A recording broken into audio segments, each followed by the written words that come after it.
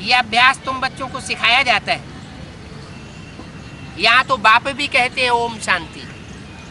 क्या? आ ऊ मा। आ, मैं आत्मा ब्रह्मा की तरह स्थापनाकारी हूं। नई दुनिया की स्थापना करना ब्रह्मा के रूप में मुझे आत्मा का कार्य है। आ ब्रह्मा, ऊ आ ऊ मा, ऊ विष्णु और माँ माने महेश। तो आत्मा ही तीनों कार्य करती है अपने लिए। नई दुनिया की स्थापना भी करती है, पुरानी दुनिया का, पुराने दुर्गुणों का विनाश भी करती है, पाप कर्मों का विनाश भी करती है और अच्छे सद्गुणों की पालना भी करती है। नई दुनिया की पालना करना आत्मा का ही कार्य है। तो तुम बच्चों को सतो प्रधान आत्माभिमानी बनना है। बाप भी कहते हैं ओम शांति। आ ऊ मा ओम। मैं आत्मा शांत स्वरूप, मैं भी शांत स्वरूप हूं।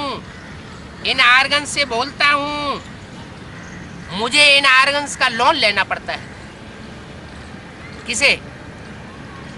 वो निराकार परमब्रह्म परमेश्वर है जो जन्म मरण के चक्र से न्यारा है। वो इस सृष्टि पर जब आता है तो जैसे गीता में लिखा हुआ है प्रवेश तुम, मैं प्रवेश करने योग्य हूं। तो कोई तन में आकर के, शरीर रूपी रथ में आकर के प्रवेश करता है और प्रवेश करके जो आर्गन्स हैं, जो इंद्रियां हैं, उनका आधार लेता है। क्योंकि ज्ञान सुनाए बगैर तो किसी की सदगति हो नहीं सकती। परमात्मा तो जन्म मरण के चक्र से न्यारा है, इसलिए उसके अंदर 84 का पूरे चक्र का ज्ञान है।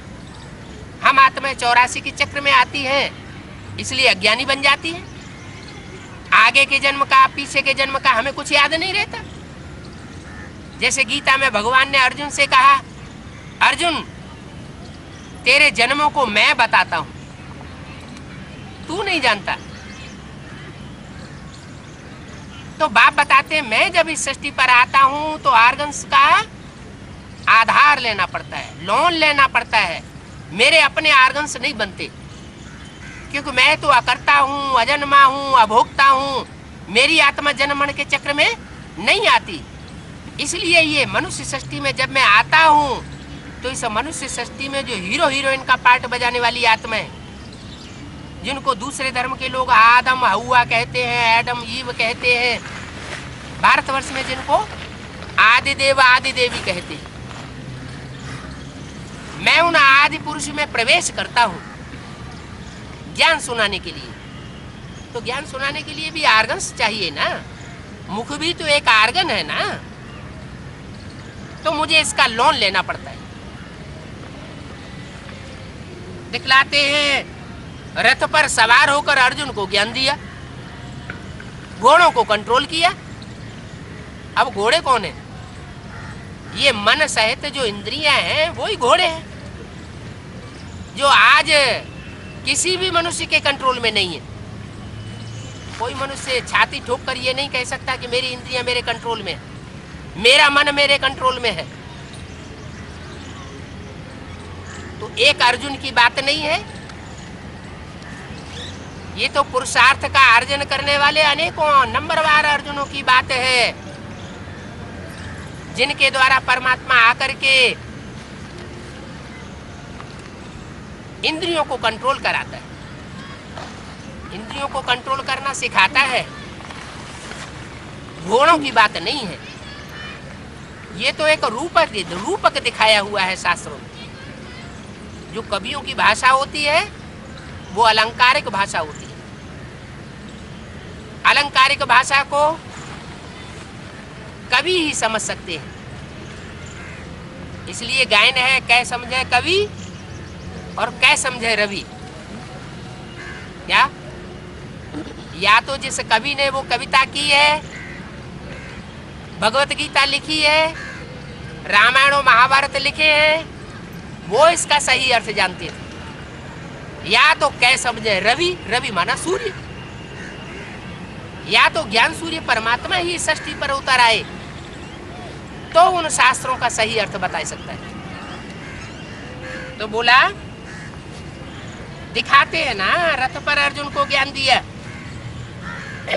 अब एक को बैठ करके थोड़े ही ज्ञान सुनावेंगे, एक को ज्ञान सुनावे तो एक की सदगति होगी।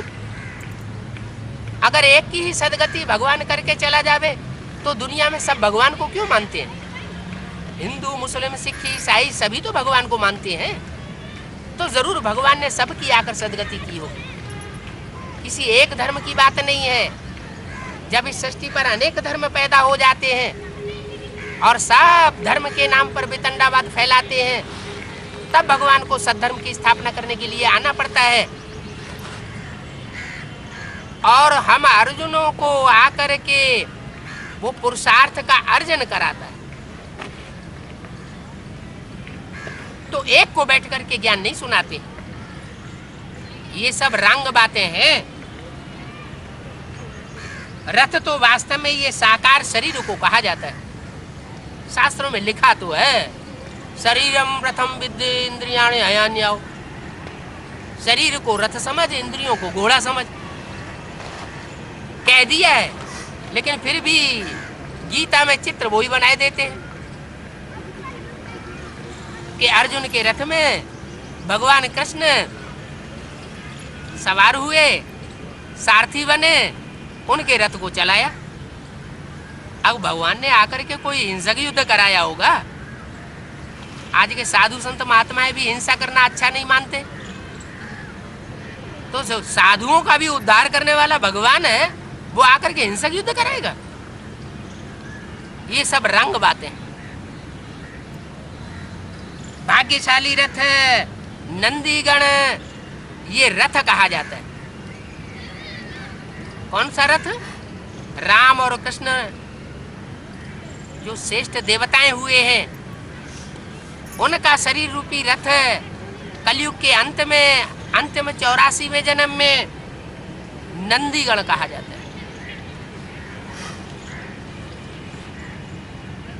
है तो मनुष्य, परंतु मंदिरों में फिर बैल को रख दिया है।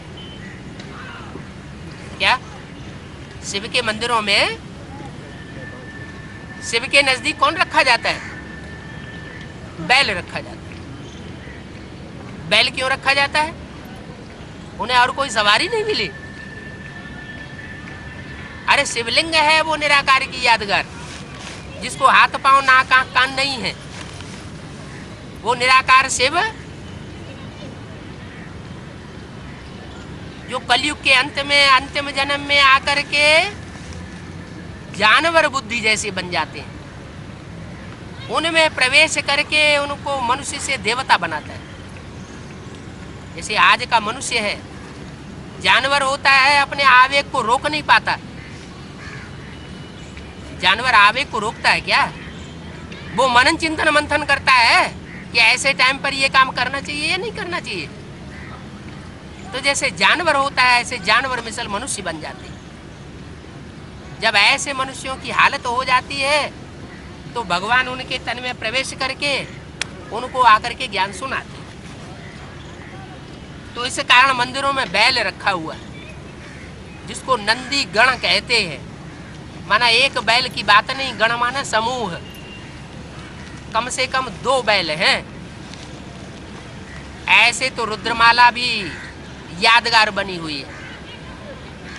जो रुद्रमाला में रुद्राक्ष के मणके बने होते हैं, उनमें मुख बने होते हैं।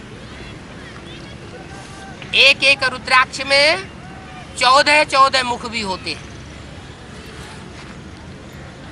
जो श्रेष्ठ रुद्राक्ष है वो माना जाता है एक मुख का। भगवान जिसमें प्रवेश करते हैं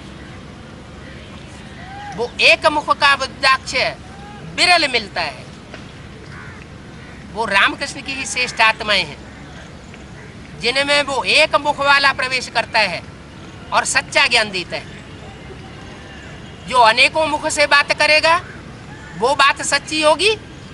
कहते हैं ना दुमुहा है, माना दो मुंह से बातें करता है, आज कुछ कहेगा कल कुछ कहेगा। जैसे शास्त्रों में दिखाई दिया है, षण्मुख 6 मुख वाला एक देवता दिखाई दिया। अब जो शास्त्रों में बातें दिखाई गई हैं प्रतीकात्मक अलंकारिक, उनको समझने की, उनको व्याख्या करने की मनुष्य गुरुओं की तो ताकत है नहीं। भगवान ही आकर के उनका सच्चा अर्थ बताता है कि मैं जिस तन में प्रवेश करता हूं उसके द्वारा एक मुख की भाषा बोलता हूं। कुछ रुद्रमाला के मणके ऐसे भी हैं जिनमें अनेक आत्माओं का प्रवेश होता है। वो अनेक आत्माओं के प्रवेशता की निशानी है, अनेक मुख रुद्राक्ष के मणके में दिखाए जाते हैं। तो बोला मंदिरों में बैल को रख दिया है, तो ये बैल शिव के आगे क्यों रखता है, क्यों रखा है? ये बात समझती नहीं है। कहते हैं शंकर की सवारी बैल पर थी। क्या? शंकर की सवारी बैल पर थी और शंकर में शिव की सवारी होती है, तो शिव शंकर को मिला के एक कर देते हैं। जो 3 देवताएं सबसे श्रेष्ठ माने जाते हैं, ब्रह्मा विष्णु शंकर, उन त्रिदेवों में शिव शंकर को मिला के एक कर दिया है। शिव ब्रह्मा को मिला के एक नहीं कर दिया है, शिव विष्णु को मिला के एक नहीं कर दिया है, शिव शंकर को मिला के एक कर दिया है। कारण क्या है? कि वो शिव निराकार जिस शंकर महादेव में प्रवेश करता है वो पहले महादेव नहीं होता है, वो भी हमारी तुम्हारी तरह साधारण नर होता है। जिस नर को गीता ज्ञान सुना करके परमात्मा नारायण बनाता है, इसलिए नाम भी रख देते हैं शंकर नारायण, दोनों नाम मिलके इकट्ठे कर दिए। माना जो शंकर है वही नारायण है। उसी को राम कहा जाता है। राम अर्थात रमण कराने वाला। ईश्वरीय याद में जो रमण करता है और कराता है उसका नाम ना राम रख दिया है। तो राम कहो, नारायण कहो, शंकर कहो, वास्तव में एक ही स्वरूप के 3 नाम हैं। जब परमात्मा बाप आते हैं तो वही जो सतयुग में नारायण था 16 कला संपूर्ण होता था, कलयुग के अंत में आकर के साधारण नर बन जाता है। इसलिए गीता में लिखा हुआ है, मुझे साधारण तन में आए हुए मनुष्य को, भगवान को साधारण मनुष्य भगवान के रूप में देख करके, साधारण नर के रूप में देख करके मूढ़मती लोग मेरे को पहचान नहीं पाते। न पहचानने के कारण फिर तिरस्कार करते हैं। जैनी ग्रंथों में भगवान महावीर का कितना तिरस्कार दिखाया है, उनकी हिस्ट्री उठा के देखो, कितना तिरस्कार किया है, पत्थर मारते थे। है उसी एक की यादगार। इस कलयुग की दुनिया को पलट करके सतयुग बनाना ये महान वीरता का काम है। तो काम के आधार पर शास्त्रों में नाम रखे हुए हैं, चाहे महावीर नाम हो, चाहे शंकर नाम हो। दुनिया में अशांति फैलती है कलयुग के अंत में, तो जो सम करोति संसार में शांति स्थापन कर देता है। काहे से? हर हर बम बम, जो एटमिक एनर्जी छुड़वा करके शांति में सारी दुनिया को स्थापित कर देता है, उसका नाम शंकर पड़ता है। जब तक इस दुनिया का विनाश नहीं हुआ है तब तक नई दुनिया की स्थापना प्रत्यक्ष नहीं हो सकती। तो दिखाते हैं शिव के मंदिरों में बैल रख दिया है। समझते नहीं हैं। शंकर की सवारी बैल पर थी। शिव और शंकर को क्यों इकट्ठा कर देते हैं? शंकर भी है वास्तव में सूक्ष्म वतन वास्तव। क्या वो आत्मा है या शरीरधारी है? शंकर क्या है? ब्रह्मा को दाढ़ी मूछ वाला दिखाते हैं, मनुष्य के रूप में दिखाते हैं, जरूर देह अभिमानी रहा होगा। लेकिन शंकर को आकारी देवता के रूप में भी दिखाते हैं। उसको दिखाते हैं फरिश्ता रूप। जैसे और धर्म पिताएं हैं, इब्राहिम, बुद्ध, क्राइस्ट, गुरु नानक, इनके सबके चेहरों को ध्यान से देखो तो चेहरे से उनका फरिश्तापन झलकता है। ऐसे ही शंकर की भी स्वरूप फरिश्ता ही दिखाया जाता है चित्रों में। चित्र वास्तव में चरित्र की यादगार है। कौन सा चरित्र? फरिश्ता माना ही जिसका फर्श की दुनिया वालों से कोई रिश्ता नहीं, देह और देह के संबंधों को भुलाने का ज्ञान देने वाला है। जो गीता का आखिरी श्लोक है, नष्टो मोहा स्मृति लब्धा। तो शंकर भी सूक्ष्म वतनवासी देवता दिखाया जाता है, फरिश्ता दिखाया जाता है। वो बैल पर कैसे सवारी करेगा? तो ये बात समझने की है। अच्छा, ओम शांति।